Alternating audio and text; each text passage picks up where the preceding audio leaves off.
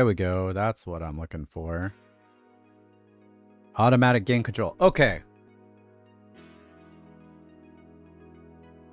Let's reset this. Okay. Just checking things a little bit early. I must make it clear that I have very little idea of what I'm doing. Alright. Stream health. Everything looks good. Okay.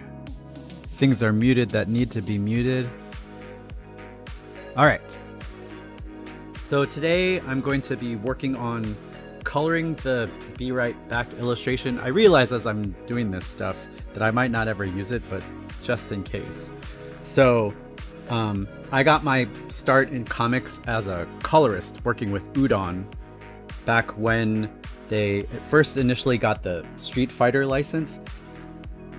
I didn't get to work on any of the Street Fighter stuff, but we worked on a whole bunch of other different projects. I did a couple of Spider-Girl covers. I got to color an Iron Man cover once. It was really cool. And then I decided that I wanted to work on interiors, and they didn't really have space for me in the lineup. So I went and did some web comics for a while and came in the side door, and now I'm working back in comics doing interiors, but that's sort of like my lore. So this process is what I've developed over the years. It's continually changing. The way I do things continually changes because I learn new stuff and use different software. I usually work in Photoshop, but I'm kind of on a anti-Adobe kick these days. So I'm working all in Clip. This is usually how I set up my pages. I have my ink separated into its own folder. And then I have the character colors separated on a layer or in its own folder. And then the background I usually paint. So this is just a holdover from when I was doing coloring full-time. I usually paint the backgrounds instead of matching the style that I do the foreground characters, but we'll see how that goes. The inks are usually on one layer, but this time I decided to separate things out a little bit because I wanted to do color holds on this alert sign here. And then the background has its own layer, and then the foreground has its own layer. This isn't actually how I finish the setup for the line art, but I wanted to show you a couple of things. So color holds are colored lines.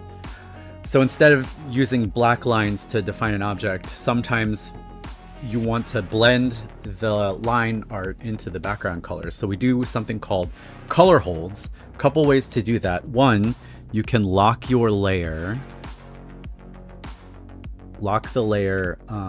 So now if I use a brush, here's a brush, and I paint, it'll lock to the lines, and I'm coloring the lines.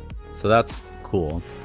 But if I want to change this color, if I need to adjust things, I have to go back and like individually recolor everything. So another way to do it is to create a layer above your lines and set that to clip to the layer below. So if I draw big shapes, it'll only show up on what's clipped on the layer below. I don't know if that makes any sense. So if I turn off the clipping mask, this is what I just drew. And so that's not good. So set to clip to layer below. That'll isolate all these shapes to what's on the layer below, like the transparency below, that kind of stuff. All right. So I used to do my color holds this way for a long time.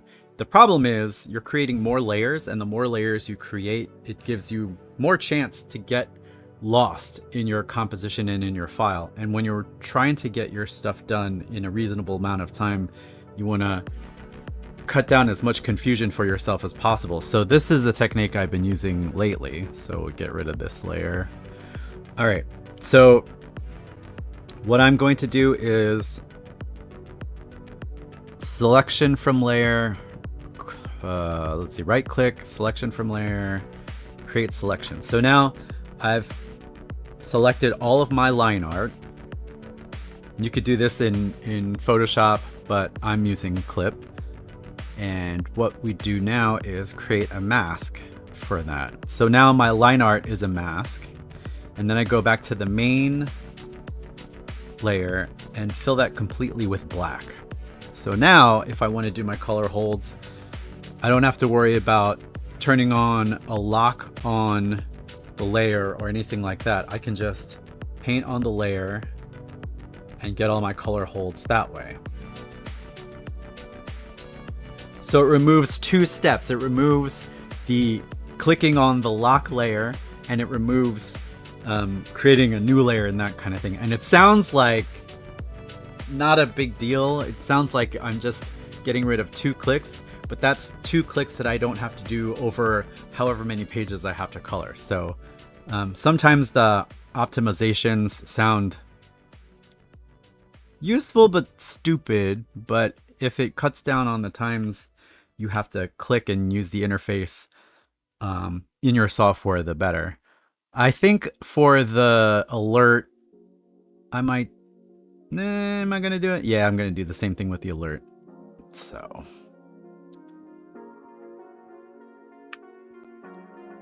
okay.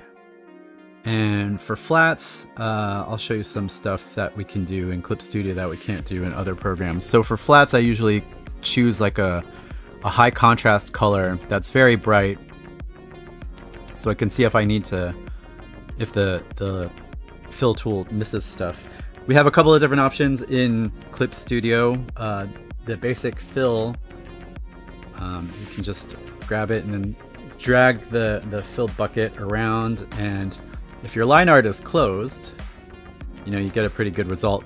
But you can see that my line art isn't always closed, and there are little parts that it misses and then parts that it goes outside the line.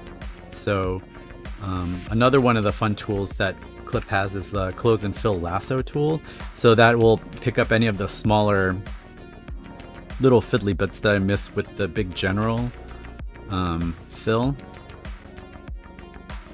So like all of these little guys in here, you can use the close and fill tool to kind of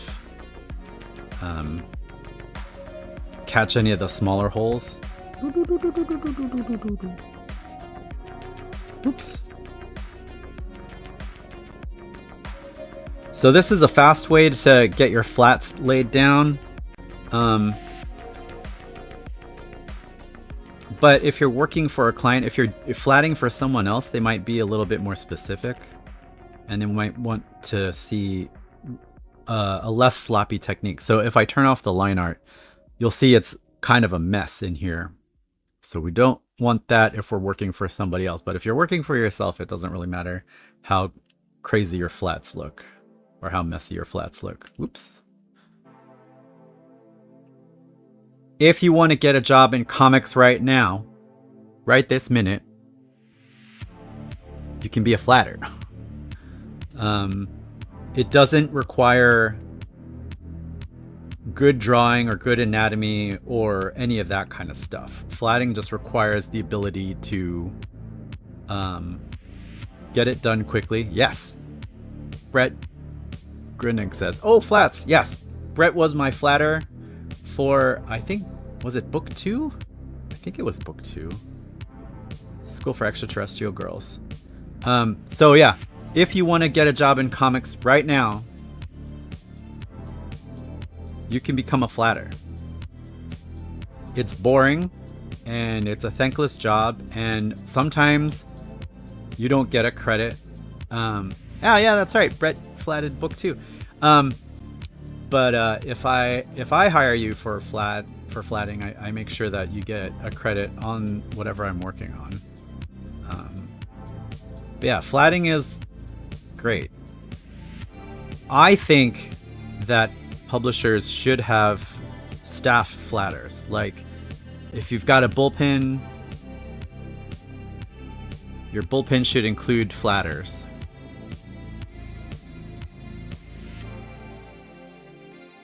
You really chew through the podcasts and the audiobooks, though. That's true. Yeah.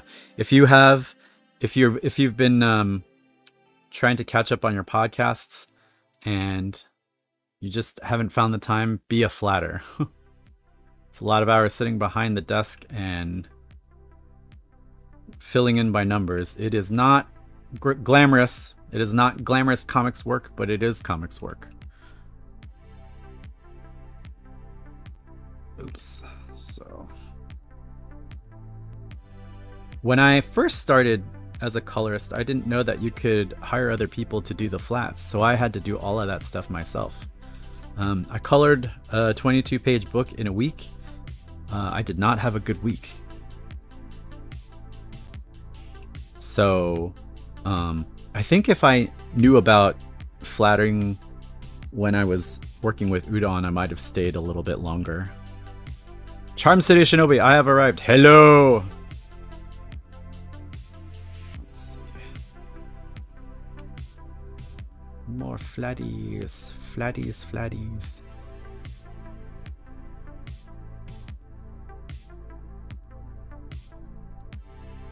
The one thing I do like about Photoshop, and it is now the only thing I like about Photoshop, is when you flat, you can use the polygon lasso tool, and then you can turn it into the regular lasso tool on the fly with like a hotkey.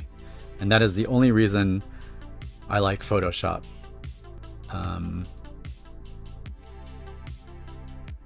That's not true. There are two reasons I like Photoshop.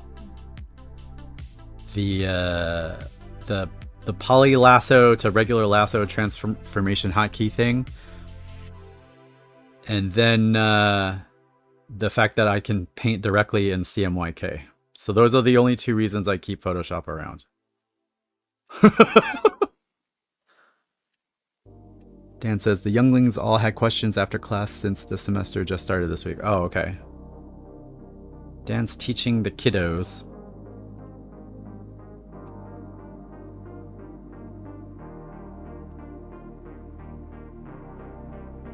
Oops.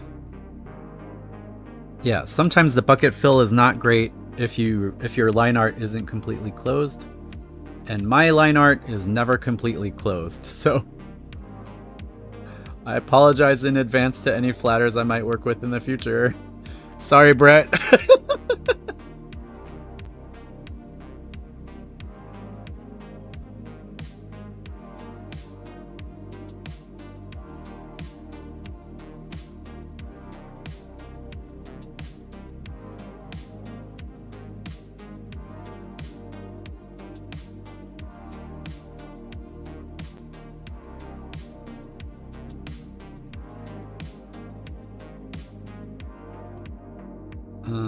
I don't want to make flatting sound easy because it is possible to make more work for the colorist. Like, someone volunteered to do flats for me on a project, and I was like, oh, this is great. I don't have to work at it. And then I got the flats back and I had to redo a lot of stuff. So Brett says, I've never flatted for an artist who had closed line art. Well, there you go. I don't feel so bad. Okay, so this is usually what the flats look like as the base. I'm gonna stop here because I'm just gonna paint the background without flatting the background. So this is as far as I'll take it. I usually start with the biggest shape first and then go smaller shape. In this case, I'm going to do the head next, just because I have a color palette here on the left side to swatch from. This is the flats for the coming soon illustration that sometimes you see at the start of the stream. So, whoops, you can see it's a little messy.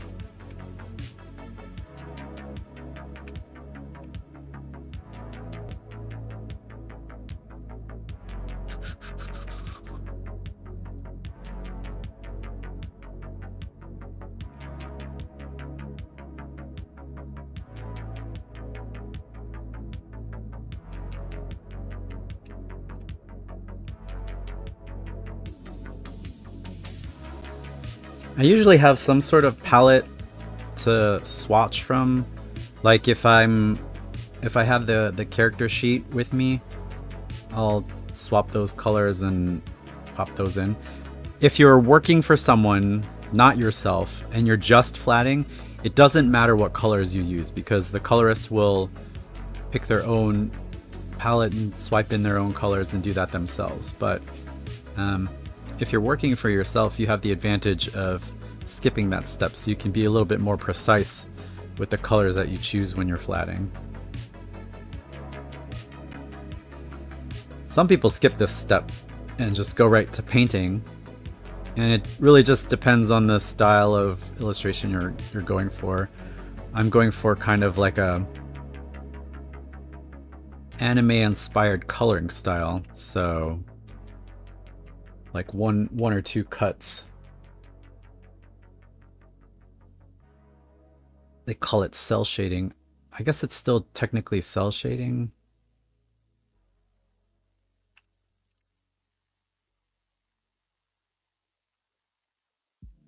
I try to avoid white when I'm coloring because white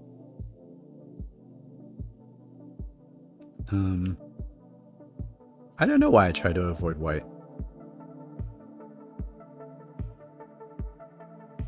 I guess because white is usually the color of the gutters and you don't want to pop an object out of the page to make it look like it's part of the gutter. Maybe that's why I don't like white. But like if I'm putting in the eyes, maybe I'll do like a light. Because Dan says because of colonialism. No, I think it's more with the print. I want the contrast to come from the light, not from using straight white. Yeah, Brett says it's the gutters and any pre-drawn word balloon that make me avoid white. That's usually, I guess that's why I think that's why I stopped using white in my stuff. That's a good point. And I do have word balloons in this illustration, so I'm gonna select those and use light blue.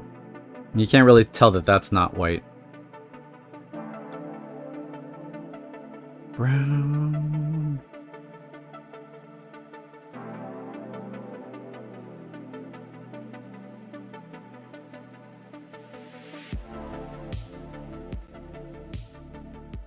Let's see.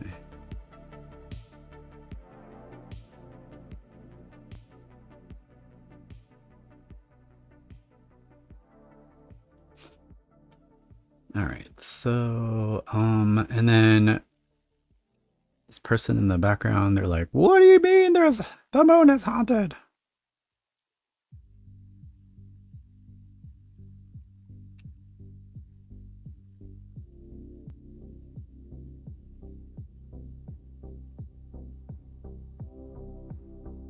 Brett says, having range to put highlights over the sclera is important a lot of the time too. Oh, that's true.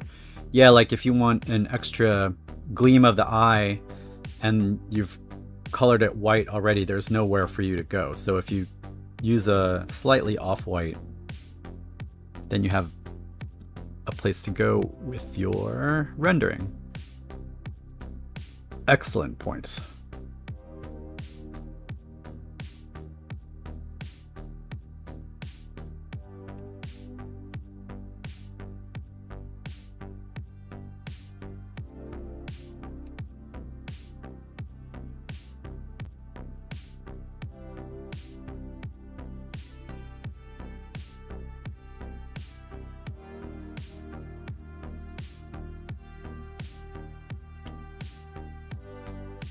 You can tell I'm not the fastest flatter in the world, which is why I like to hire this process out.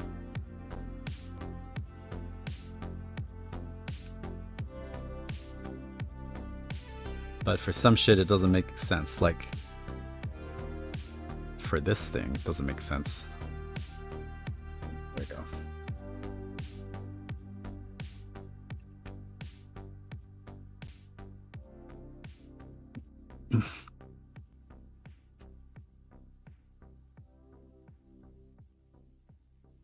I am so very anti AI, but if AI could do this process the way I want it to. Photoshop has there's a famous plugin. It's what is it called? Bpelt, that does auto flats and auto expansion with a couple of clicks. But if you do your line art like me and you don't have and you don't close all of your lines all the time, the program gets confused, and so you end up spending more time correcting shit than actually working. So man, I would just,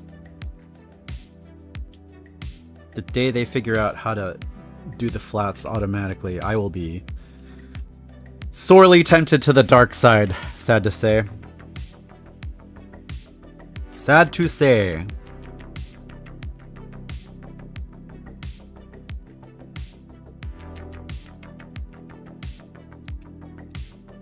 What the fuck do I want to do this? No, like this. Brett says, yeah, the multi-fill flatten combination, so much cleaning up to do depending on the line art. Yeah, I mean, if you're doing cartoony stuff and you have big open shapes and big open backgrounds, it works. But like for something like this, the multi-fill flatten combination just would not be practical. I'd end up doing a lot of stuff by hand, so I might as well do it by hand.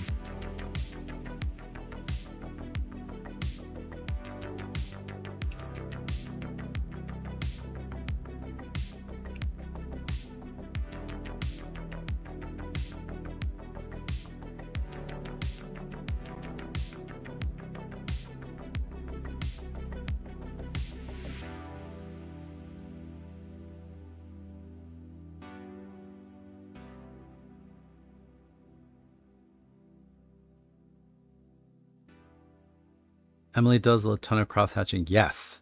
So the lasso is way faster for the cross-hatching. That is very true.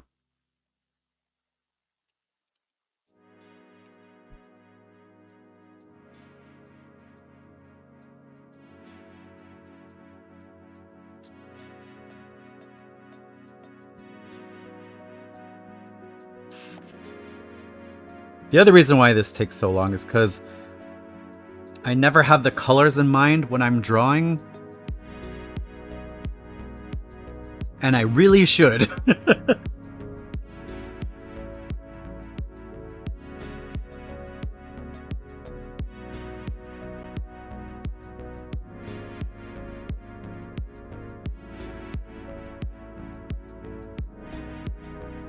usually worrying about like, is this shape look good? Does this shape look good? Instead of, what color could this be?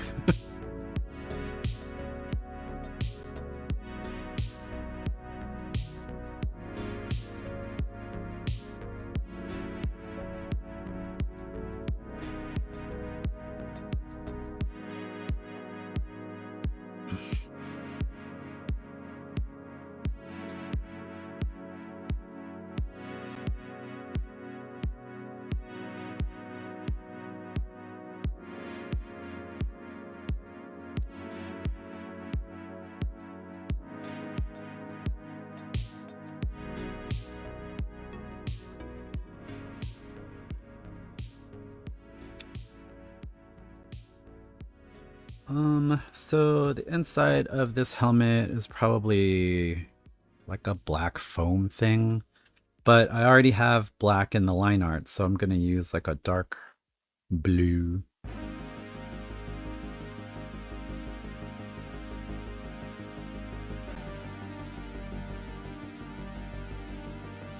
And this is the edge of that foam there. Oops.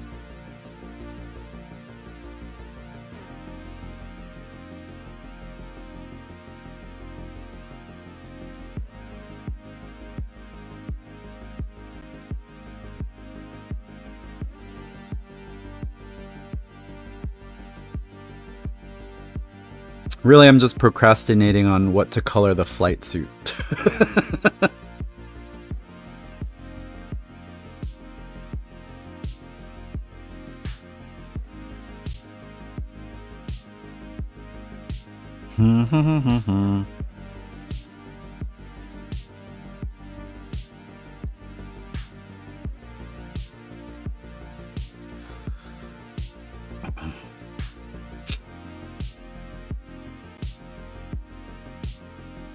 Shall we go with some Macross-inspired colors?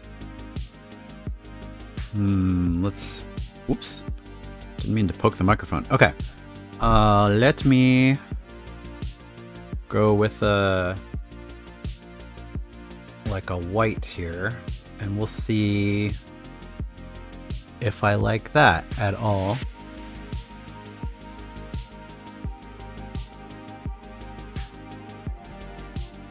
Deciding color schemes for new locations or characters always makes this stage take us twice as long for me when coloring myself. Yep. Yep.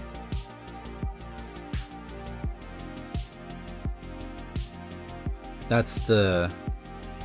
Sometimes comics looks like this, and sometimes comics looks like this. We're just staring off into the sunset, waiting for something to happen. But your brain is moving, like. Brrr. Okay, I think I'll go with something along these lines.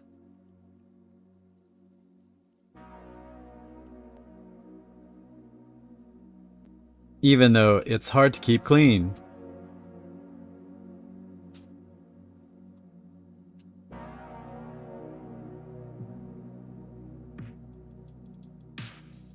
Okay, so we've got like a gray thing for the side pauldron. Maybe this is gray.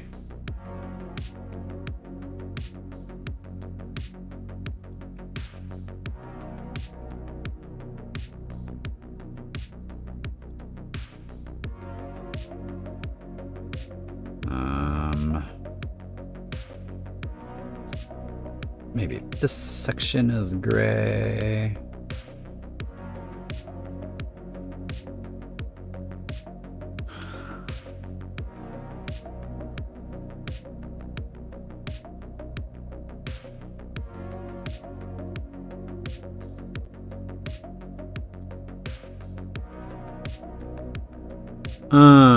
All right, I have an idea. This gray stuff will be kind of a placeholder. Helena Wu. Is that Helena? Hello?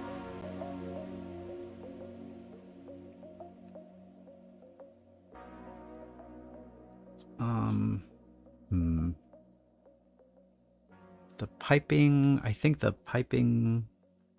I'll figure that out. I'll get there. All right. So the Under Armour and the venting will be... You just got out of bed.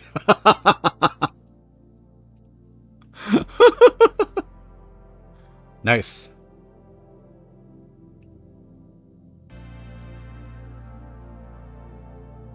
It's time to wake up and draw.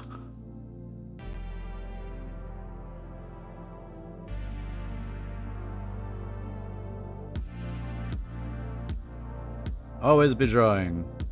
ABD.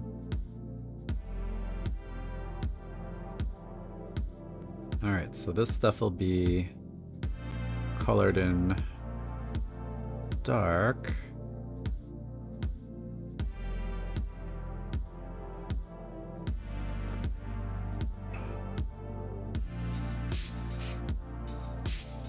Helena, I have something due tomorrow. Oh, I hope it's good. I hope it's a fun project.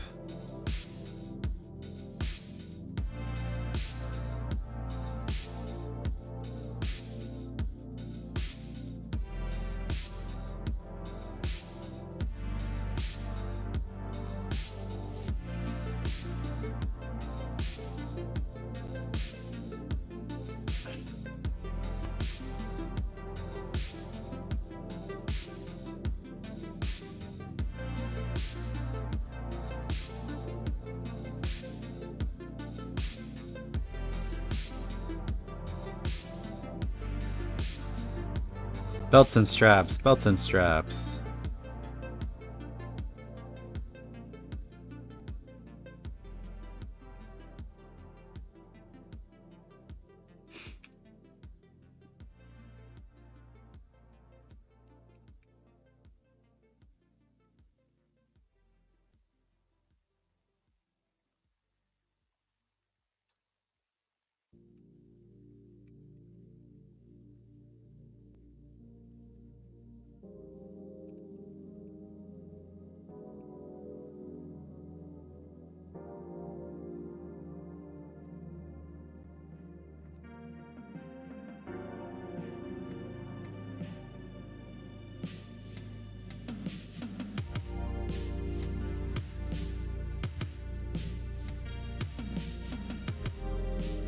Tension belt. Let's see.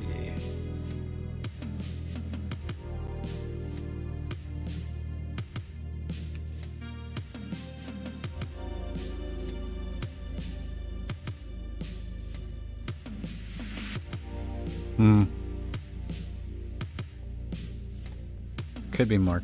Could be more. More. Yes! Let's make this obnoxious looking.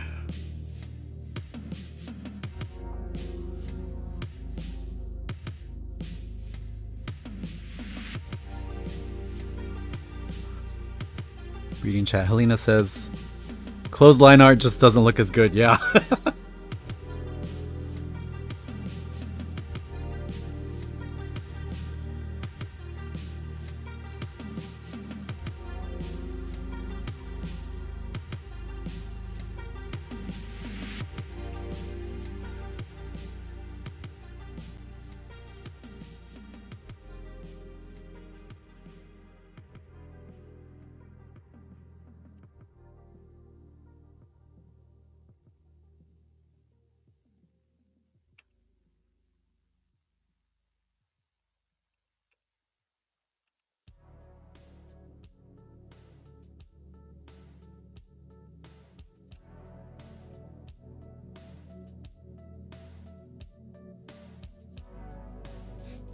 I think leaving the line art open a little bit kind of lets your mind make the connection or like finish it off. That's why your sketches always look so good, because it's a raw capture of the emotion rather than like, this is the final piece, this is what it's supposed to look like kind of thing.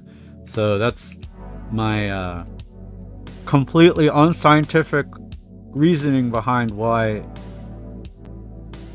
unclosed line art might look better. That's my unfounded theory. But the more you let your audience make those connections in their own mind rather than like define it for them, I think it's a stronger connection to the work, which is basically my excuse for why I'm not very good at realism.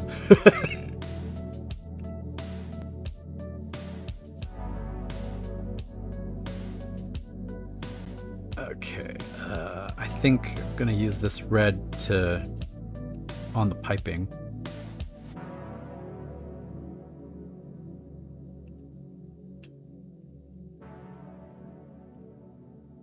Brett says, I buy it. Closure in the viewer's mind is really powerful. That's kind of what I think. Oops.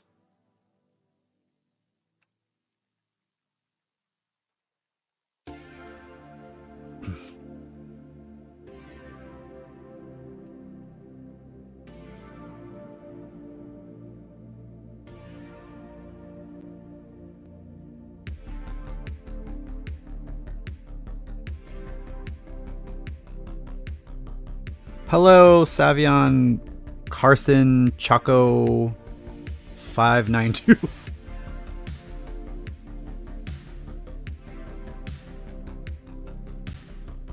It is coloring time at the luncheon draw. It is flatting time. I just had a thought. Oh no, wait. I know how I'm fixing this. Never mind. Forget my thought.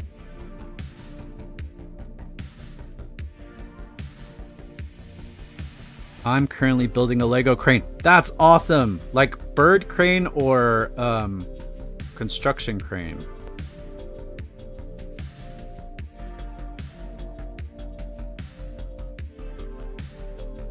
I mean, both are awesome.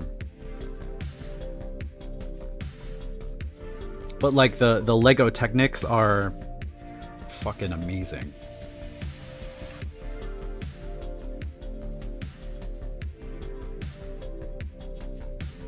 Construction crane. Ah, sweet.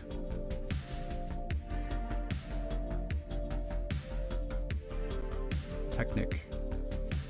I love Technics. I don't have the bandwidth to get into Legos, but if I did, man, Technics are the jam. I could just foresee myself spending way too much time building stuff and not getting any other work done.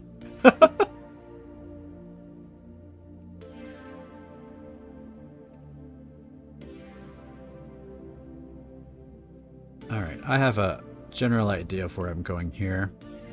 This orange is not working for me.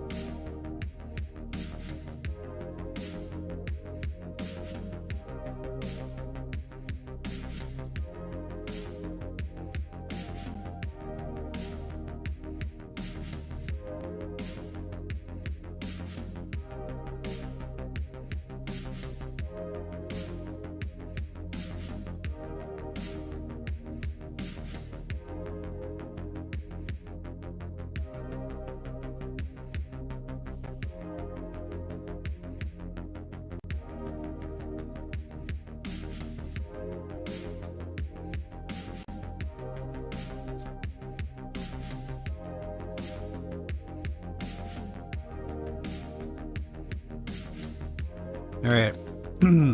Dig in how this is turning out. So I think the rest of the ribbing is going to be a dark gray. Maybe this color, but maybe slightly darker.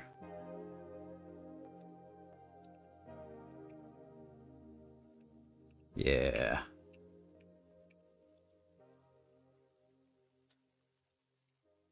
Oh, the other thing I do when I ink is I use this really gritty...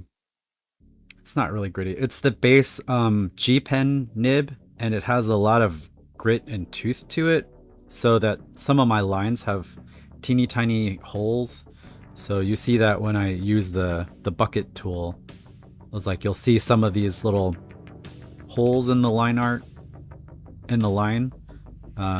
So if I'm not paying attention, I'll forget to fill it, and then the ugly pink from the flat will kind of shine through. So that's also why I choose a really ugly ass color as my base flat.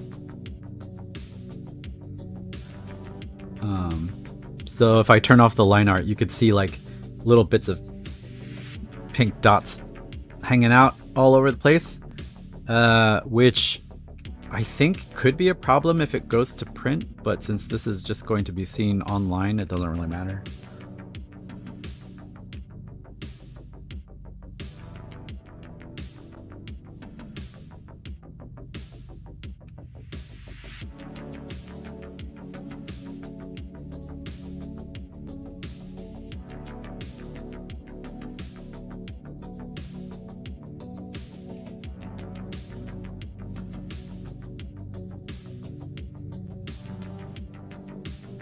Are you getting rid of all of the pink? The pink is so nice. Yes, sorry, Helena. I'm getting rid of all of the pink. The pink was just a flat color to help me visually separate things. And then I'm going to go back with another shade that might be also pretty. We'll see. We'll see what I can come up with. We'll see if it works.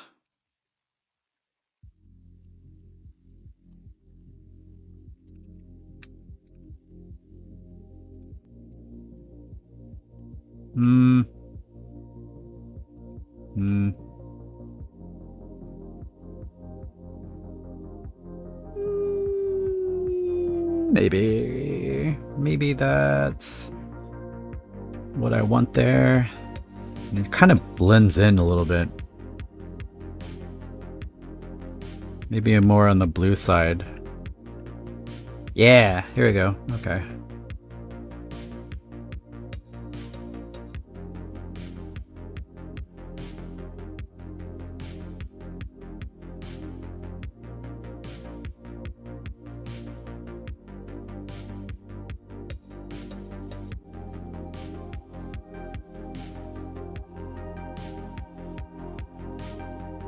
kind of like that, so I'll put that in here.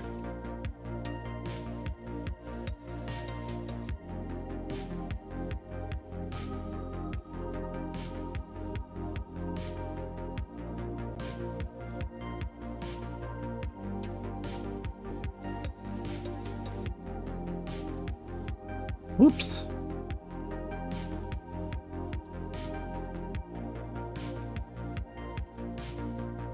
Testing New Year's in AIM. Yes, Helena Pocket.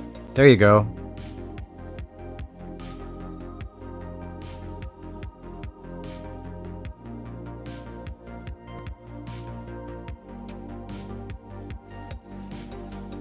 Everybody go check out Helena's stuff. It's so good. Okay.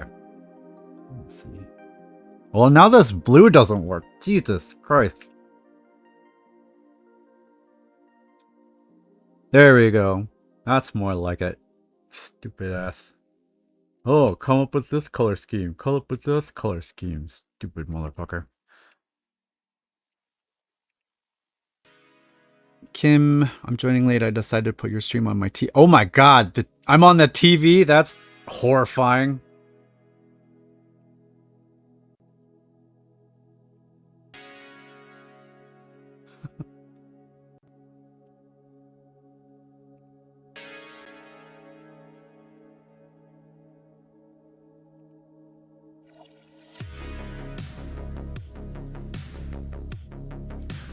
Actually, I think YouTube's been making a lot of changes. They're trying to, if what all the YouTube gurus are saying is true, it seems like YouTube is trying to move more in the direction of television. So they're encouraging creators to like come up with shows instead of, or like do a series of stuff and categorize it as a show instead of just like one-off vlogs and stuff. And I think that's why they're encouraging people to do more podcasts and things like that. So Kim says Helena's artwork is in my kitchen. She's got the good. It's true. Helena has amazing stuff. Let's see. Oh, it's on Hazel's water bottle. I don't have anything in my room, but next time we'll show off Helena's stuff.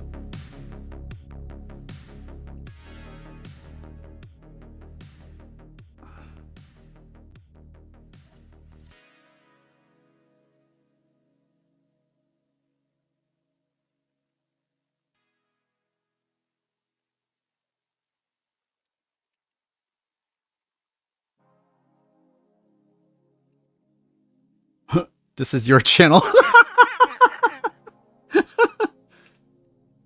I'm so bad at promoting my own stuff that I'll promote Helena's work on my own live stream.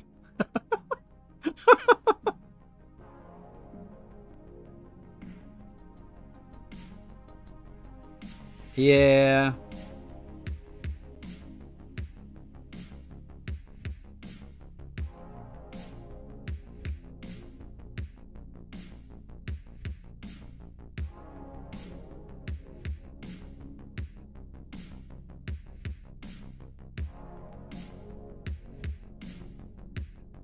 Okay, I think I'm mostly done.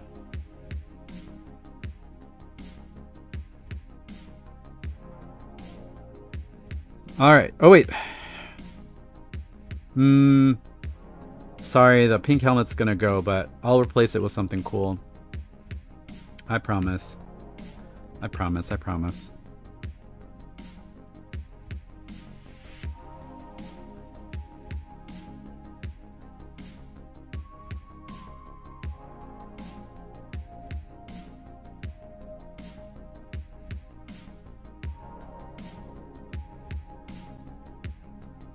All right, I'm mostly done with the flats.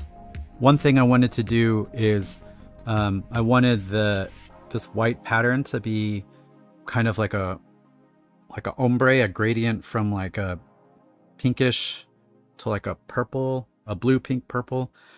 I have a couple of different shade ideas. We'll try a bunch. So I'm going to create a couple of layers and then clip them to the flats. Clip to layer below. I think I'm gonna do one of these to multiply, although I've been using like saturation layers lately, but it's a whole nother ball of wax. But we'll turn this to multiply. Shadows. And here we go with our gradient. So, paints. I usually do cell shading. Let me show you on the other. So the the starting soon image that I usually do this style of coloring where it's anime cell shading. So there's not a whole lot of painting on the face or anything like that, but sometimes if I want to do a blush or if I want to add like dirt, I'll put that in a painting layer right above the flats. So in this case, oh, don't forget to save. In this case, I'm going to copy or select the white stuff and then fill that with like a dark blue, like there. And then I'm gonna hide that. And then with the selection still active, I'm gonna use a soft round brush, a big soft round brush. And then add in like a mid purple.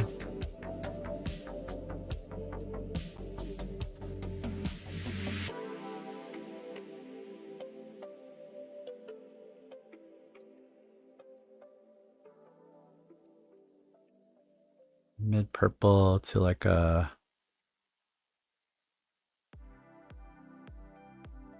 this sort of thing.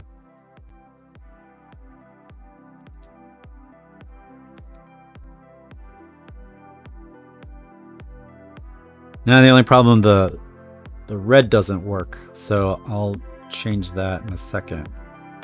But I kind of like what's going on here.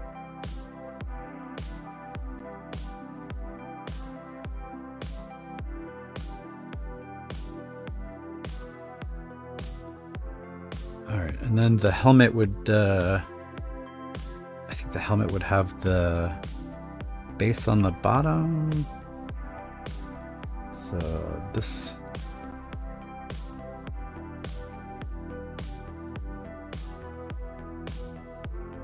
And then,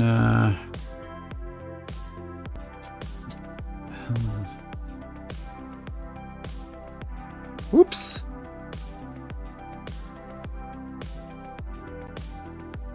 More of the mid-tone, some of the pink at the top. And I don't want it on the pouches, so I'll just delete it from the pouches. And I don't want it on the top of the hand, so I'll just delete that. Check it.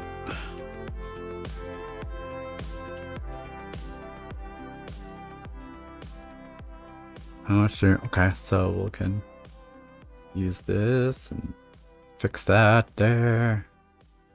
Fix that there.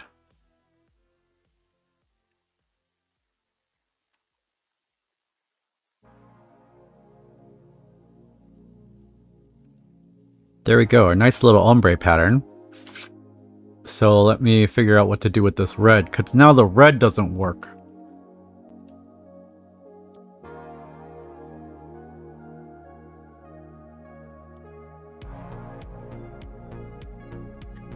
Sup, weirdo? Hey, Henry.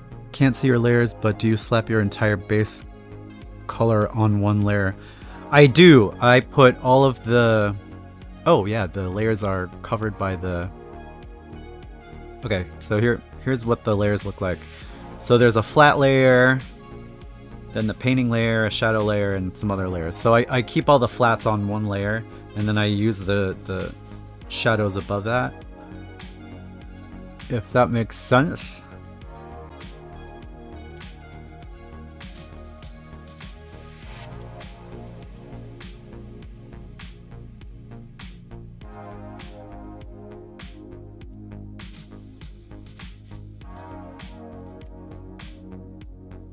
Now I'm just swiping through colors to see what works for offset for the piping. I think that'll work. Gonna do on the painting layer, do the thing where like, why is the nose pink? Why isn't the nose pink? Because the nose is always pink, especially mine, where you have a CPAP.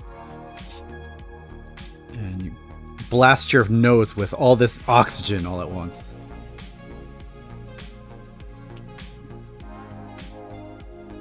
Alright, so there we go. Base flat's done.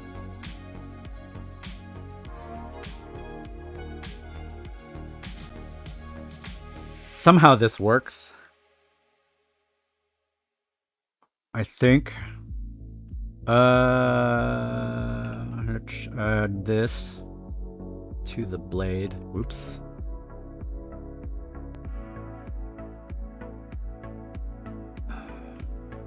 Just cheat that. Cheat that. Cheat that and cheat that. Huh. Big effing thing. Oh, yes. So if you were here on Tuesday, I talked about always drawing a big fucking thing in your composition. And so whatever this object is, it's the big fucking thing. To add depth to your... I already said composition. I'm saying it again. To your composition.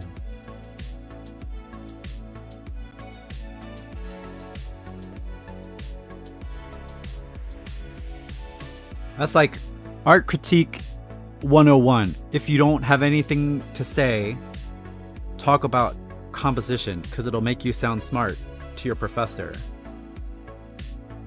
And that's the only person that you have to impress. Your fellow students will know that you're talking out of your ass. But in the critique, you only have to impress the professor.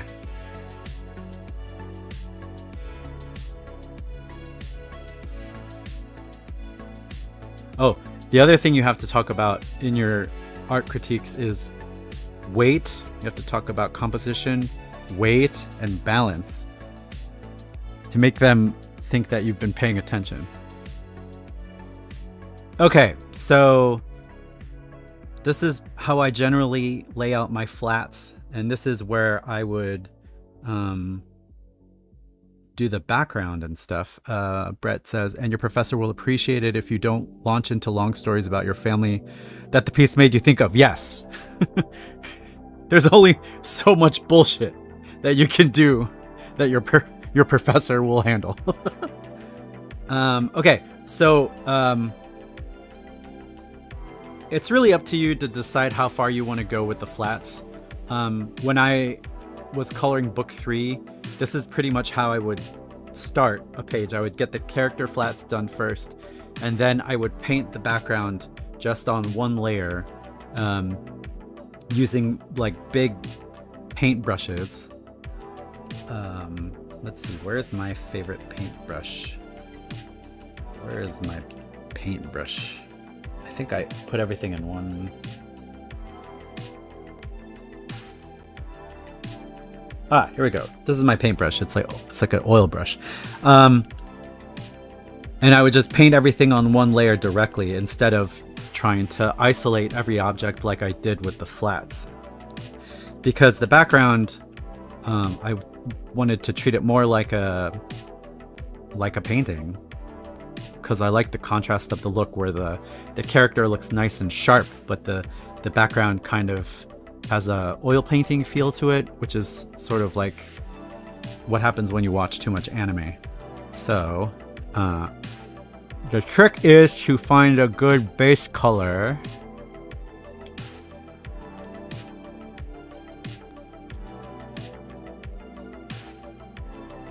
And we got like a neutral brownie thing, and our light is mostly coming from the alert, which will be a bright orange, but we're gonna start with like a dull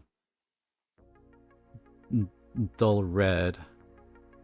Oh, and one other thing, the paintbrush that I have set up, so every time you put on a stroke, it changes the saturation, or it doesn't change the saturation, it changes the hue a little bit.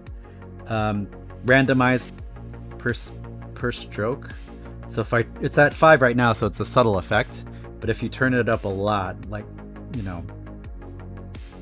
15, then you can see it switches the hue without changing the saturation.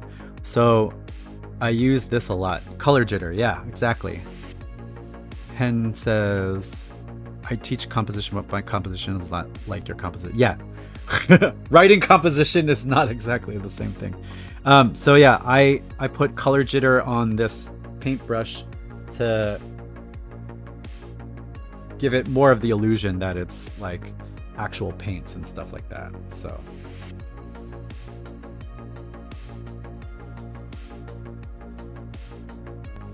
I'll kind of like indicate where the light is in the general broad sense like this, and like slap it on,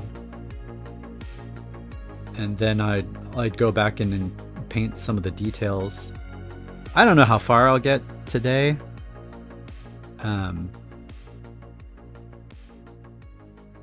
But I should be able to at least show you some of the fun stuff we do with the shadows and such.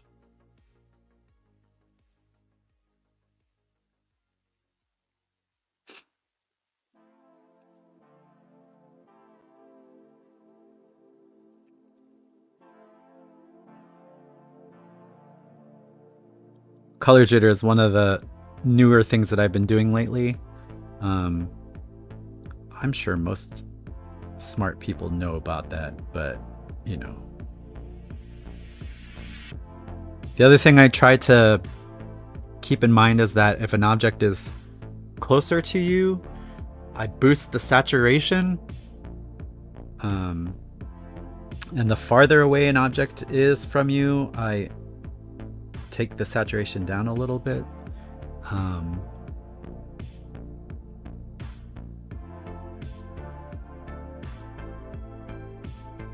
So there are a couple of different ways to indicate depth in a composition. There's saturation, and then there's light, and then there's color. So you can do a lot of stuff. Helena Pocket, I only learned it when I took a color painting workshop online. Oh, nice.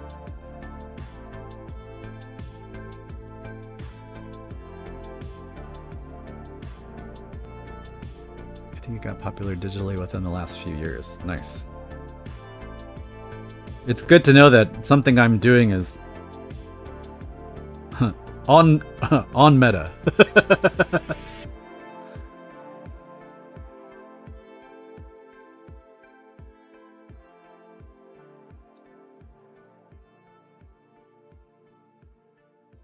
This would be blocked out, so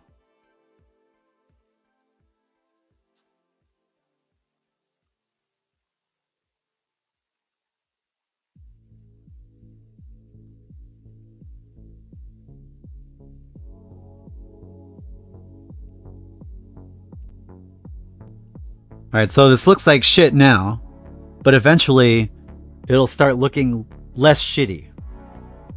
There's always a part in your illustration or your project or your page where it's gonna look like shit. And the only difference between you and someone who does this professionally is that a professional will just keep going through the shit phase to get to the less shitty phase. And it still might end up shitty, but it'll be less shitty. So if you're looking at something that you're working on and you feel the shit, you feel like it's gonna be awful, just keep going. Find the goodness in there. There's something in there that you can make it work.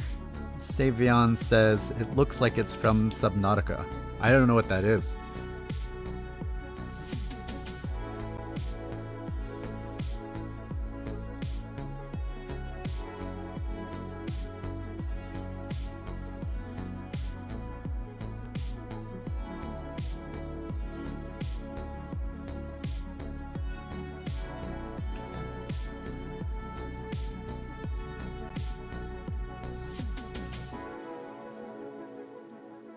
Whoops.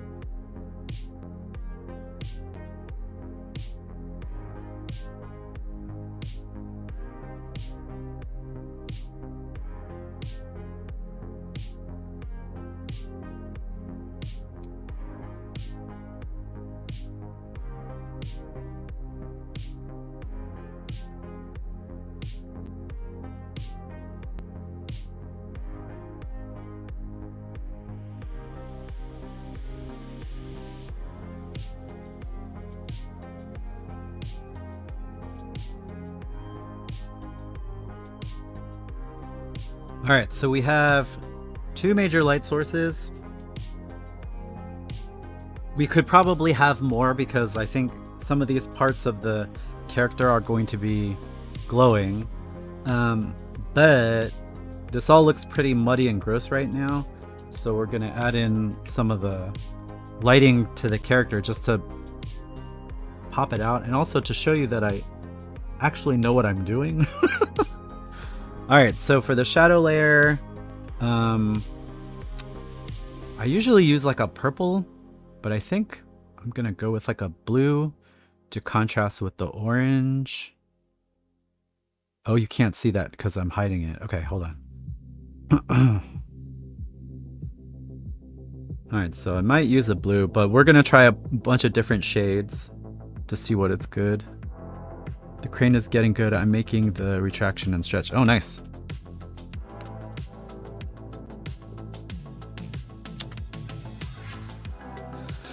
All right, so let's start with this blue. Fill the layer. It's very dark. I might go up a little bit.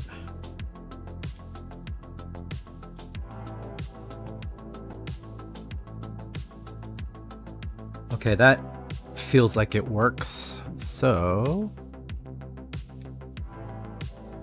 all right, so I have a whole layer filled with one color, this blue color, set to multiply. I'm going to turn on a mask, a layer mask. That whole layer is going to be masked. And now, instead of painting by hand, I'm going to use the lasso fill tool set to the, what is it called? Set to the erase setting. And I'm going to carve out the light that way from the mask.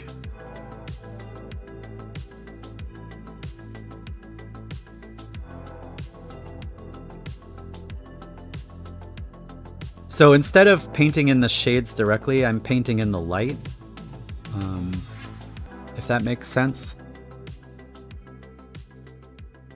Because I want to think about it as light instead of painting in the shadows. So there's a couple of different ways to do it. Sometimes if I don't want anything this dramatic, I'll do the opposite. Like I'll paint in the shadows. Like if it's like a character design sheet or something like that, I won't bother doing it this way. I'll just paint directly. I'll paint the shadows directly. But for something more dramatic, like a shot like this, like, come on, someone's fighting something on the moon. You want a little bit more drama. So I'll start with painting in the light this way. This is where we follow the rule of cool. It might not be completely accurate, but we don't care about accuracy. We care, does it look cool? Will it make somebody stop and say, hey? That shit looks cool. That's what we're going for. Oops.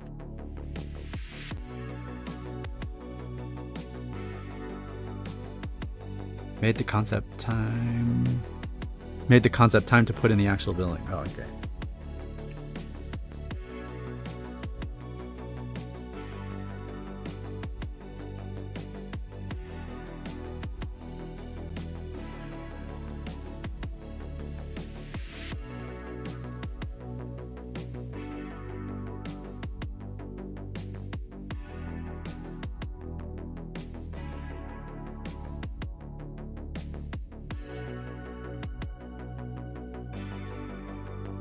Unfortunately, you can see a little bit of the pink still showing through, so I'm just gonna grab a dark gray and put that in there.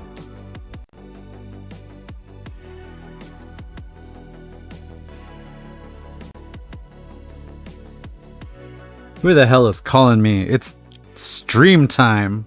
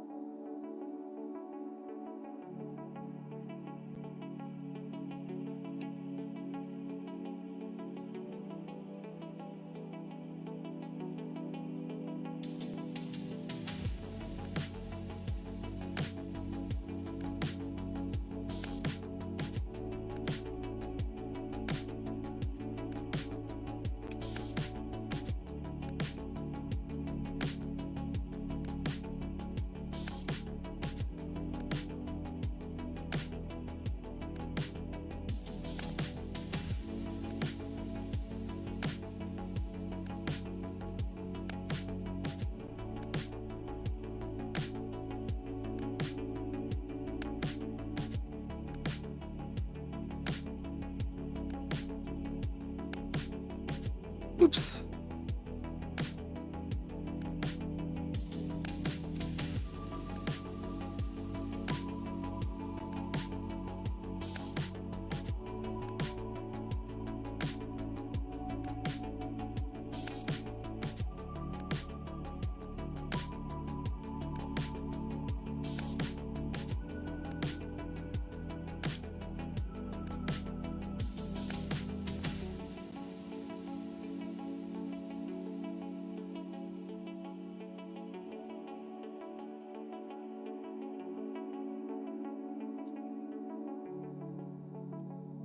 All right, this person's on the screen, so they're not going to have any shadows on them.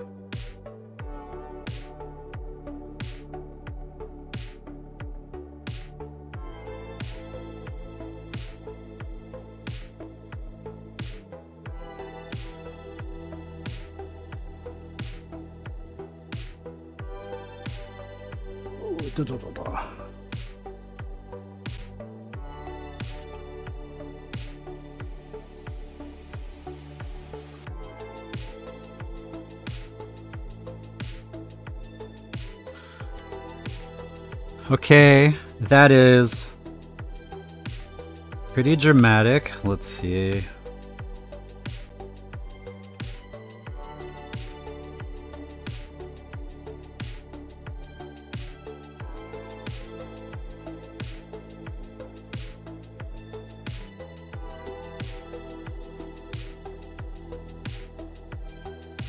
All right, that's pretty dramatic, kind of blends into the background. So what we can do, since we have a second point of light from the monitor, we can use that as a backlight to sort of round things out a little bit. So on another layer, actually I'm going to do 2 layers. Okay, on this layer we're going to set that to add, maybe? A lot of this is guesswork, but we're going to try add. We're going to see if that works. And it's sort of a yellowish tint to it, but we're going to go a little darker for the backlight because the add layer will brighten it up significantly. We may change that, but we're going to start. So similar concept, flood the layer, turn on a mask, and then flood that mask. So now we're painting in back the light. So, doopa-doopa-doo. Whoops. And I think this is the positive way. Yeah, so we gotta make it positive. There we go.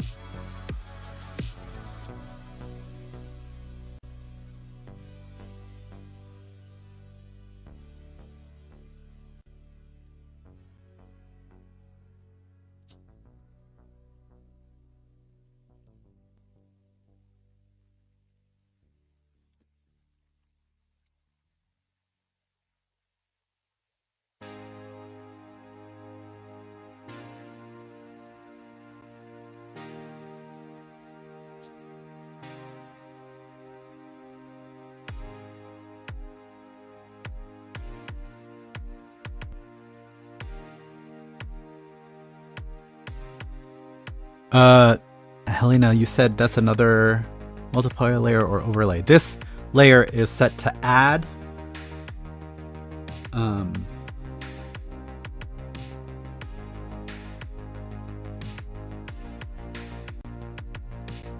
So it can bring in some of the backlights to to separate it from the background a little bit more.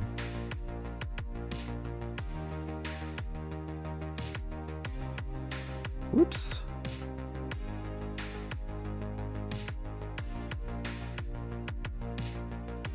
And then technically this light for that highlight doesn't come from anywhere, but fuck it. Rule of cool. If it looks cool, do it. Do it.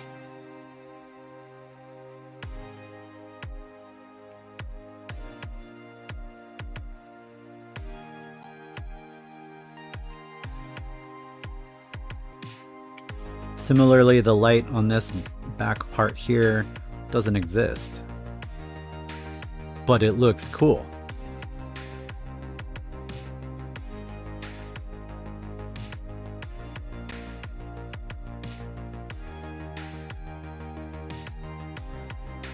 All right, I think we could get more out of that. So we're gonna boost the saturation.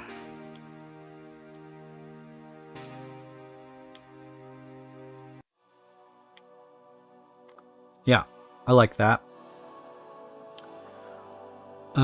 Also, we've got this bright alert sign on the right, so we're gonna start another layer.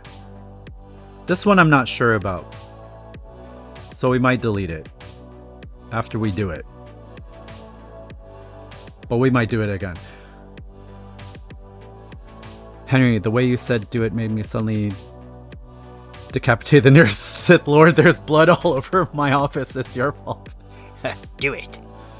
All right, we're gonna set this layer to glow dodge.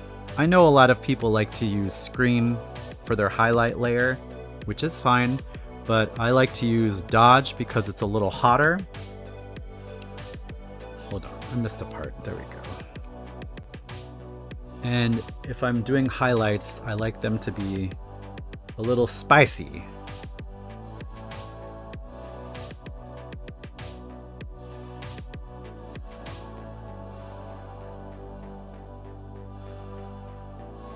Okay, so same thing. Fill that layer with a color that you want to see. Bam!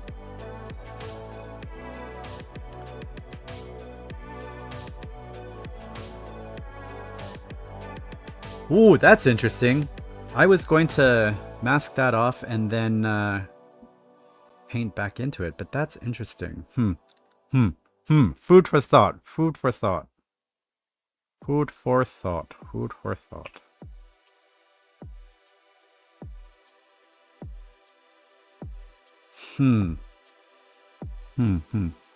What I was gonna do was just like add in the highlights to the side of the face. Like this sort of situation to kind of chase the light there. And then in here to chase the light.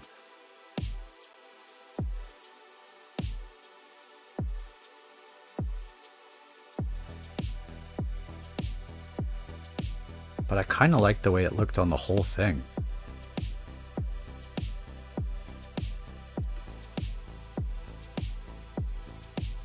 I don't know, we'll see. We'll see.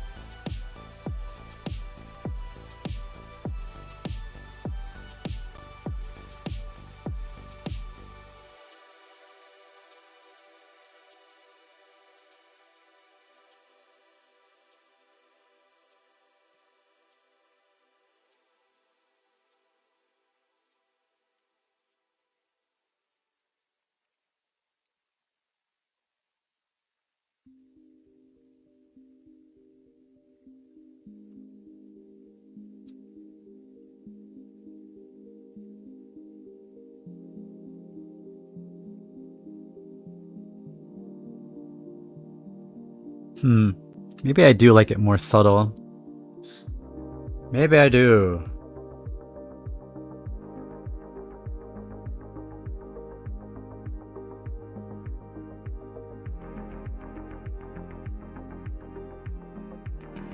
Although on the face it looks really bad. Does it look? I don't know.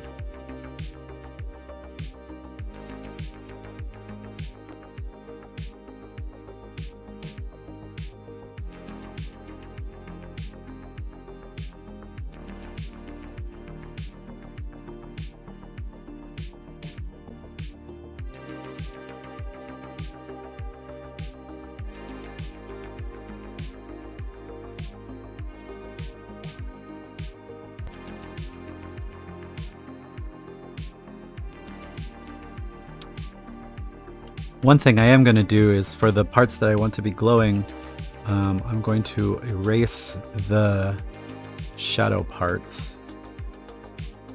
So go to the shadows and that. So those bits stand out a bit more. No, actually. All right, so for this one, for the glowy glow is, I'm going to do that. And maybe for the face mask, I will fill that with mid-tone here. Oops. With like a mid-tone.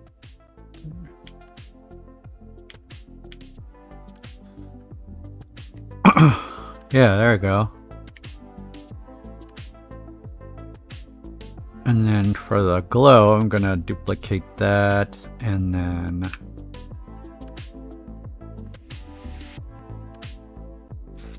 I really like it when it colors the whole thing. So I'm going to try this and use I've duplicated the layer. I'm going to paint into the layer mask with a soft brush and see if I can retain some of that fancy glow in there, because that looks dope.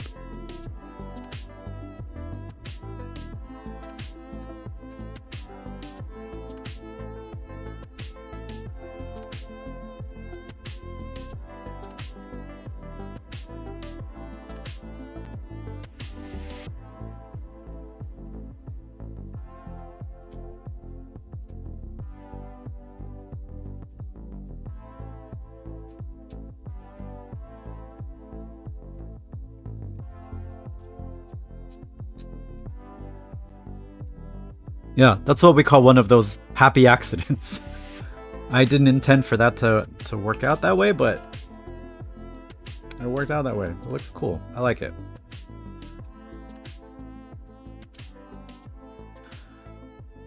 I don't know, maybe there should be a glow in this person too. There we go. There we go. All right, well, the foreground looks great. Background is still in the shit face, so let's see what we can do with that.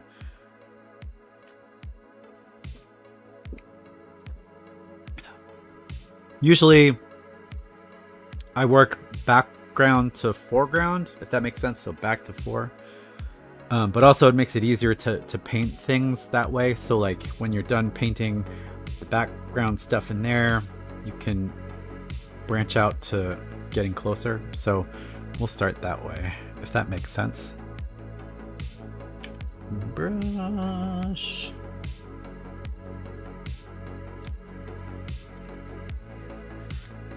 And there's a lot of good textural changes in this flat plane because of the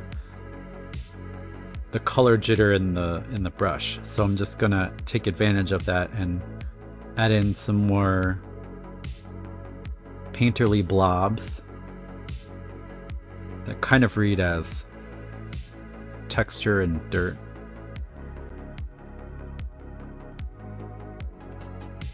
Darken up these corners a little bit.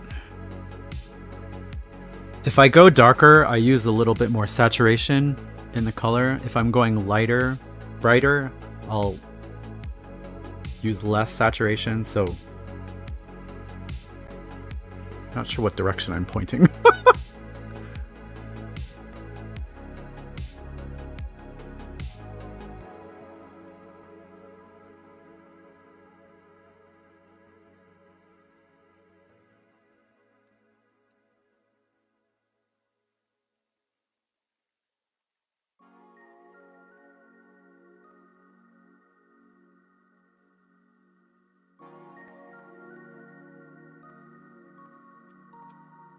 Oh, this brush also picks up some of the background, the surrounding paint, so I gotta be careful.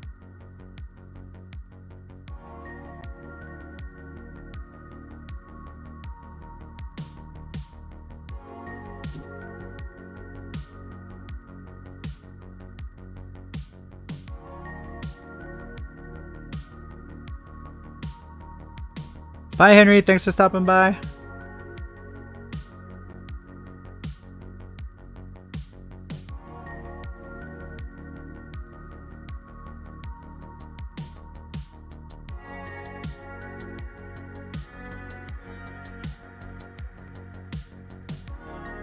I'm reinforcing these corners with a darker color because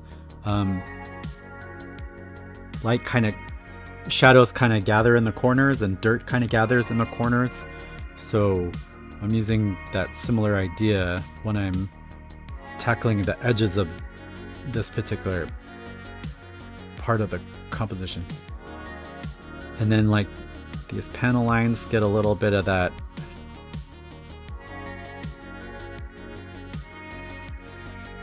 dirt in there.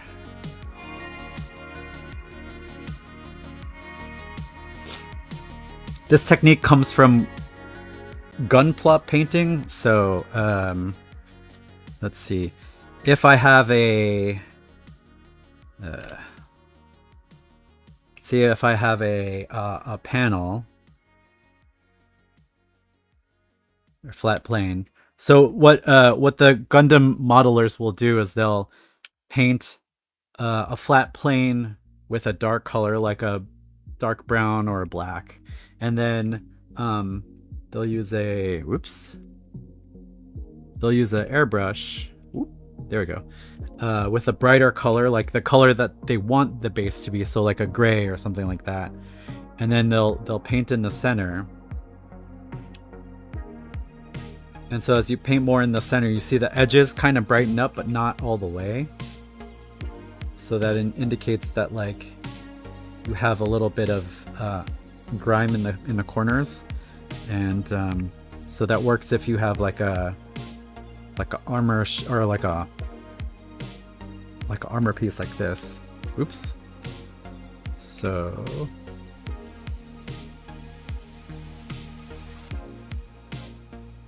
and then you do this kind of thing.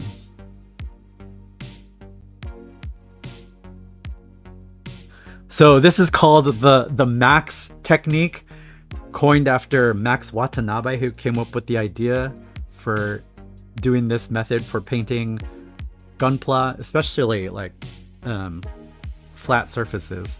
And then if you want to be really fancy, you can go back in with like a dry brush and touch up the corners here to further reinforce the edge of the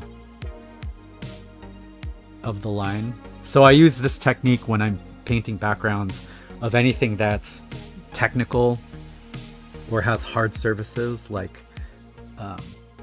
these wall panels here.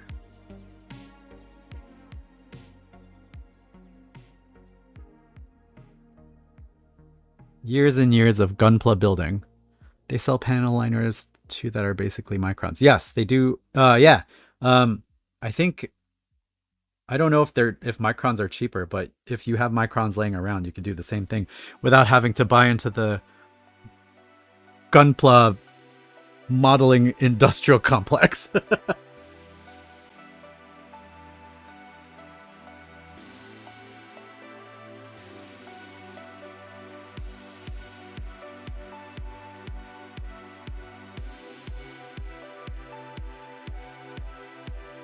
But yeah, years of studying gunpla modeling and painting techniques have allowed me to come up with the same method for painting backgrounds.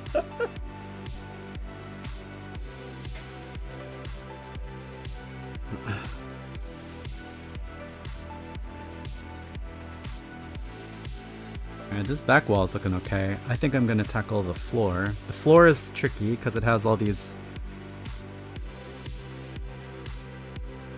Well, because it's a big surface and it's got some of the orange in it. I think this would be blocking it a little bit more, so we'll get more of that in there. You can see I'm painting outside of the lines, but that's okay. And I think the brightness would be hotter towards the desk, so we'll do this sort of thing.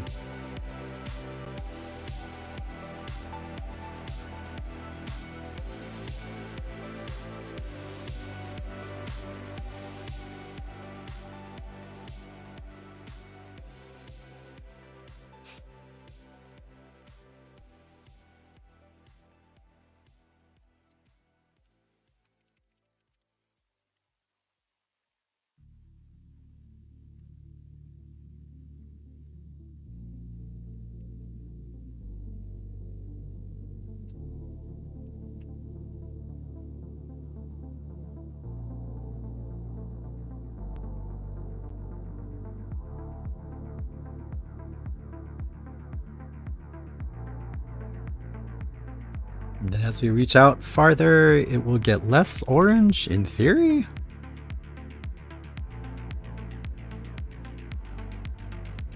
I guess I have lights and I could model a setup like this and then see how the light would interact, but I'm spending a lot of time for an image that maybe no one will see. It's basically comics.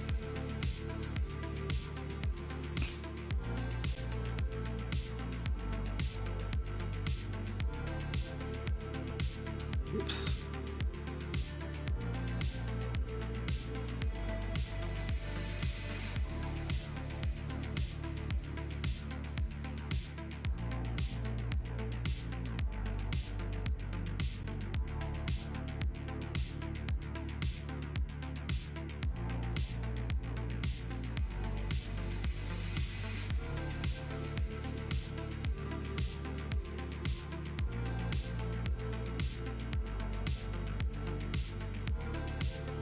I wish I could share this brush set because it's my favorite oil simulation brush from Clip Studio, but I looked up the creator of it and they disappeared. They took all their stuff off of social media.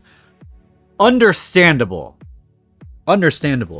But they disappeared from social media, and yeah, I don't know where they went.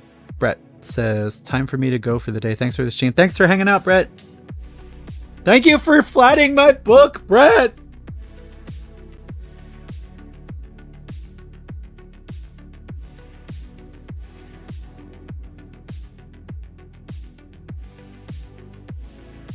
Yeah, so whoever made this brush disappeared, and I can't share it because that's wrong.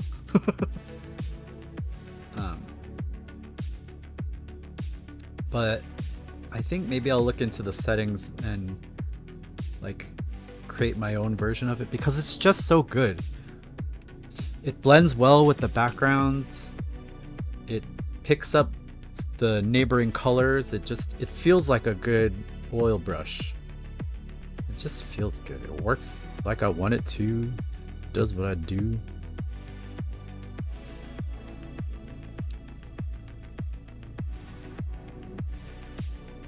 If you follow a lot of the art marketing blogs and stuff on how to like make more money, everybody says, oh, make a brush pack, sell a brush pack. And I'm like, but what if I just use all the default stuff and then I buy other people's brushes? I can't sell them, you know? I don't really customize my tools. I find one that works and then I work with it. I don't know, maybe other people have other brushes that they like to use. Or are better at like customizing their tools to make them fit exactly their style, but some of the stuff I'm not fussy about.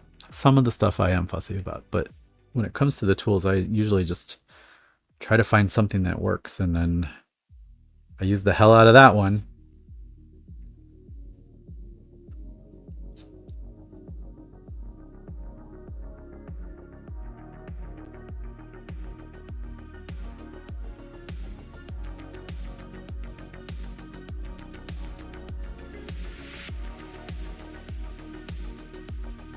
Helena, my brushes are a combo of default color brushes and custom brushes from people I don't remember. Can't even give credit when I want to because I don't remember. Yeah. The Kyle Webster stuff is awesome. I used to hate drawing in Photoshop until I got his set of brushes. And then he left Adobe. And I was like, oh, well, that portends bad things. Like right as they were pushing hard to do more of the generative AI stuff. So, but yeah, Kyle Webster does amazing stuff. And now he's at Procreate. Yeah, that's right.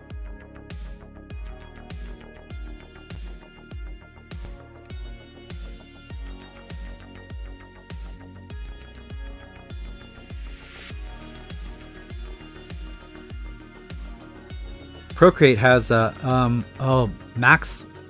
Max color brushes. I don't know. There's a guy, Max paint brushes. His oil set is awesome, and I wish there was something similar for Clip, but there's nothing quite like his particular set of oil brushes. They are so good.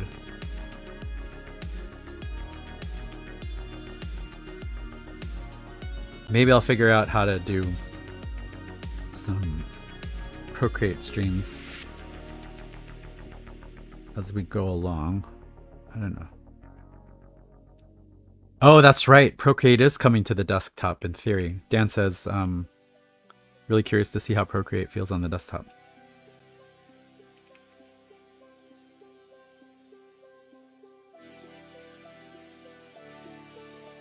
That, Helena, yes. One of the news items, I don't remember when.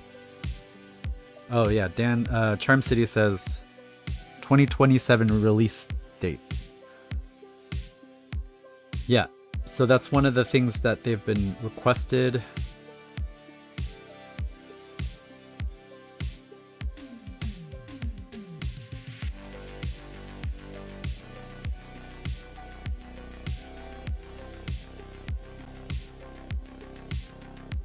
Helena. Well, I like Procreate because it's on the iPad and the UI is just so easy to work with. Photoshop on iPad is ass though. Photoshop on desktop is ass. Photoshop is ass.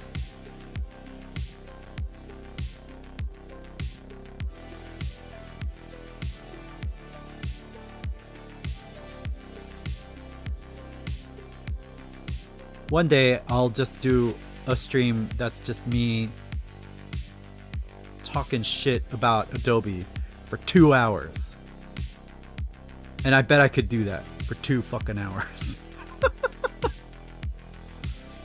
Helena says, I like my Cintiq, but I don't draw as often as compared to the iPad. I've gotten used to the 16-inch size, so that's why I use my tablet more often. Charm City says, I love the UI and everything about Procreate. I would like a little bit better selection tools. Or maybe I'm just bad at them, but the biggest for me is I feel more precise on the Huion than the iPad. Yeah, I mean, I like both. The iPad is great for mobile stuff, and I use Clip on the iPad. I don't like the interface as much. They just kind of squished the full version of Clip Studio onto the iPad and said, here, use it. And then they came up with a simple version or simple UI that tries to mimic Procreate, and it's okay, but it's not quite there. But yeah, I do enjoy working on the iPad for certain things. But man, yeah, if Procreate comes to the desktop, fucking game changer. And I know they would probably make it Mac only, but I really, really, really would love to do it on the PC.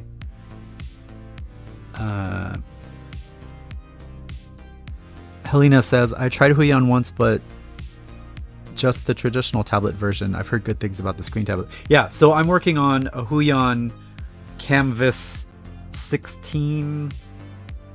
It's the UHD version. So it's not 4K, it's like 2.5K. I really like it.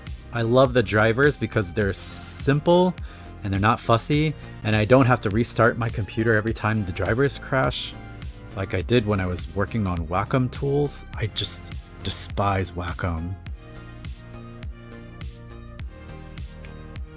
Hardware is great, but the drivers are ass. Maybe they've improved, but I wouldn't know. Dan says, Procreate desktop is planned for Mac only right now. All right, well, thankfully I have your iMac Pro.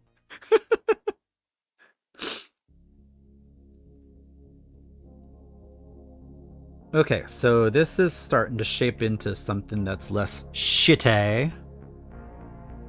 Starting to. There's still some shittiness to it, but we strive for the unshitty.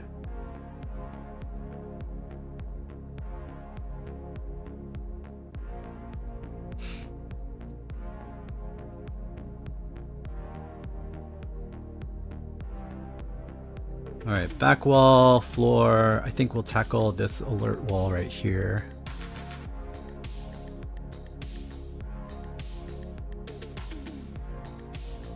Charm City says, I've got a Huoyang Canvas Pro 24. Do you like it? Do you use it? Are you drawing stuff with your 24?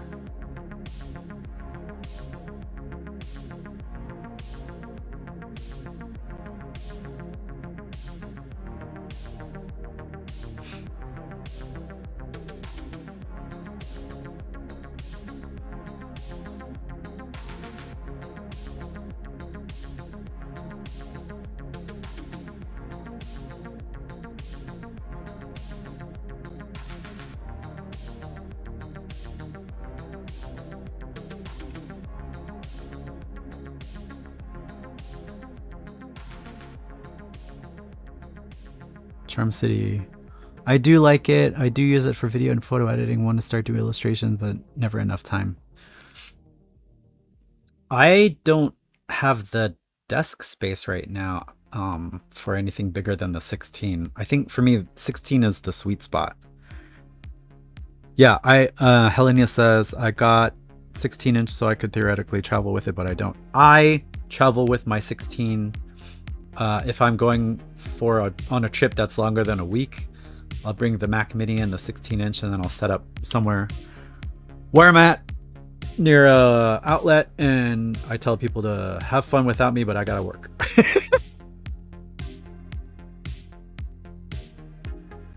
But yeah, the 16 is portable.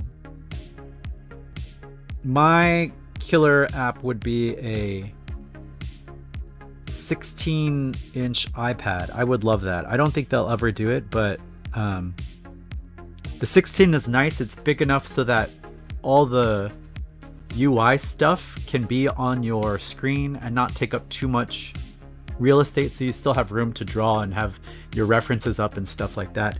I think the 13-inch iPads are nice, but if I want references on the same screen, it makes it a little bit difficult. And the Clip Studio UI just crowds everything, so 16 is sort of like that sweet spot.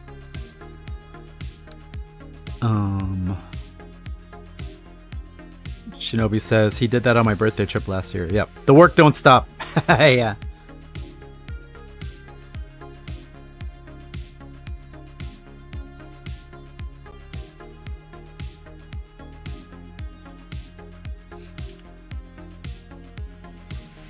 I mean, I guess if you have a phone with you, then you can use your phone as a reference for your iPad and stuff. But then you're tempted to like go online and all the other dumb shit that steals your time, so.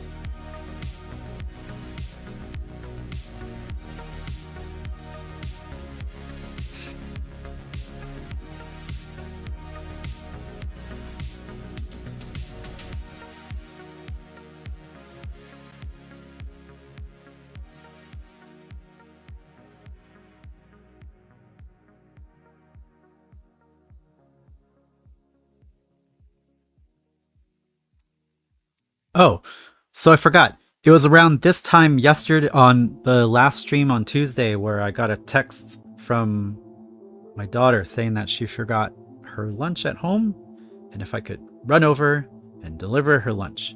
And by the time I got to the school, her lunch was over and she had texted that, never mind, I'm not hungry. But that text, that her never mind text, didn't get to me until 3.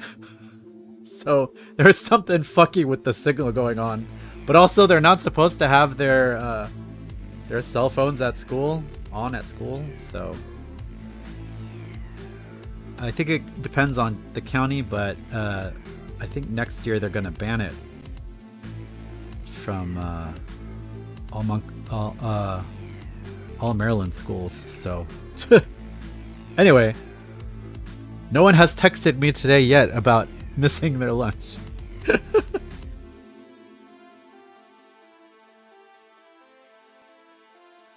I get it though, because like, you know, if you've been on summer vacation for a while and then you're thrown into school, it's just like, so much stuff to remember, so much stuff to forget.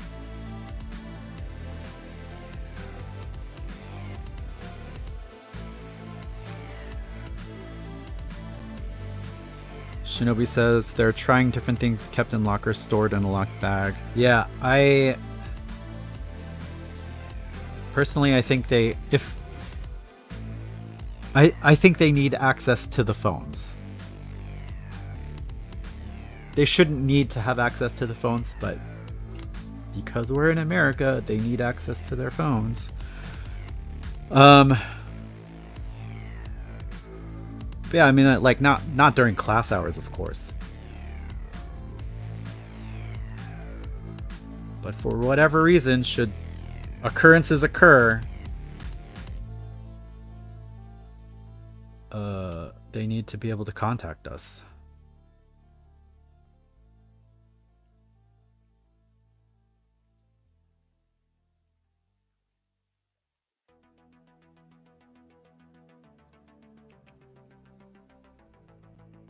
Charm City says, yeah, that's why they won't ban them outright, trying to find the balance between access and distractions. Yeah.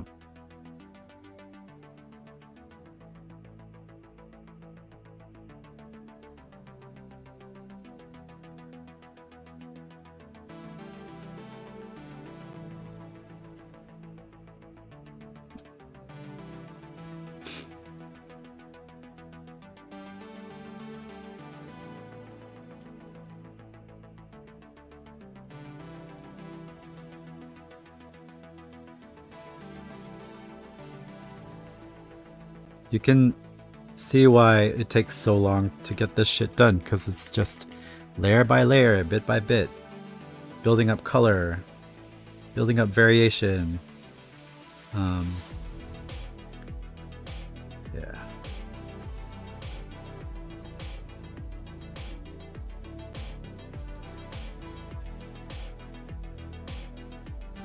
Honestly, this is the fun part. Like, why would you want to get rid of this part of the process?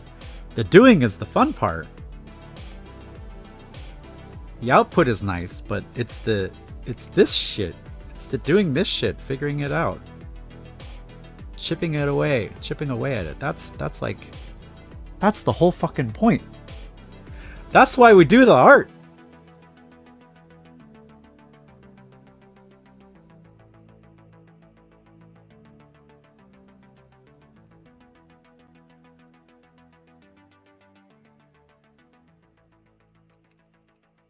Helena Pocket. The ugly stage is pain until it's not. So true. So true.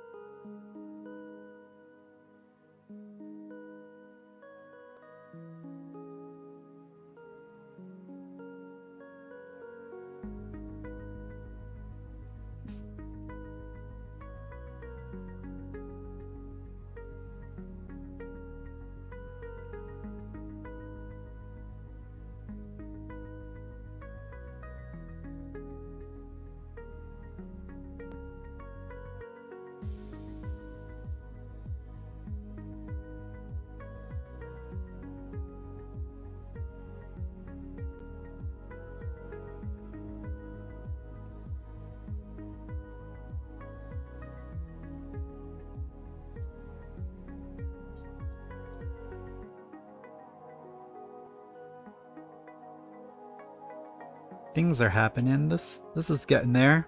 Starting to look like an environment. An environ. A place where things happen.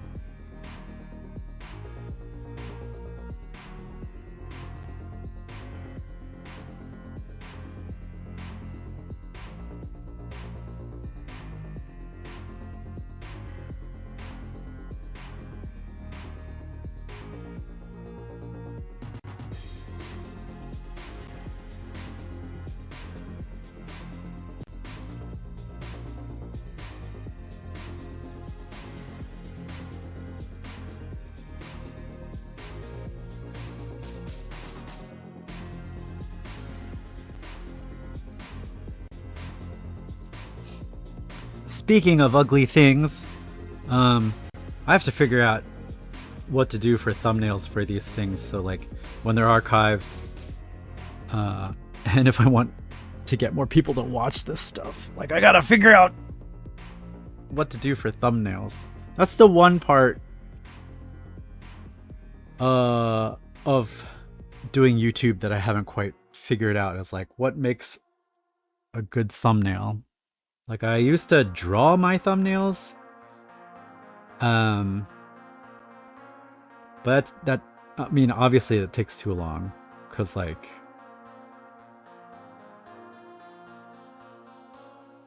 this is as far as I've gotten in 2 hours, and there's still way more to go. So drawing thumbnails is not sustainable, but I don't know what to like. I don't know. I don't know what the solution is. I guess it doesn't matter because I don't have that many people watching right now, but I would like to get more people to watch it. So at some point I gotta figure out thumbnails that work.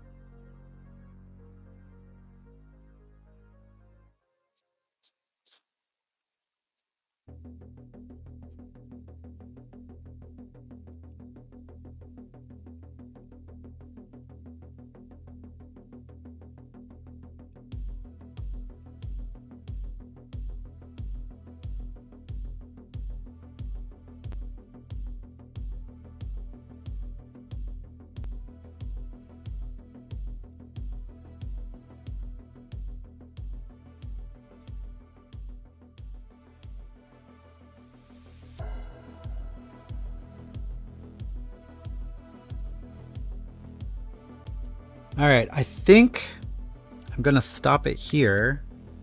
Does anyone have any questions before I end for the day? Anybody? Okay, well, thank you all for hanging out and watching the ugly phase of an illustration. It's tough to push through to the other side, but I think we're getting close. Let's see. What is the meaning of life? 42. All right. So, oh wait. Can I get back to where I belong? There we go. Can I get back to? Oh, here we go. Yeah, so thank you for stopping by. Have a great weekend. I will be back on Tuesday. Yeah, and share this with everybody. Make sure lots of people see it. And I'll see you next week. All right, bye.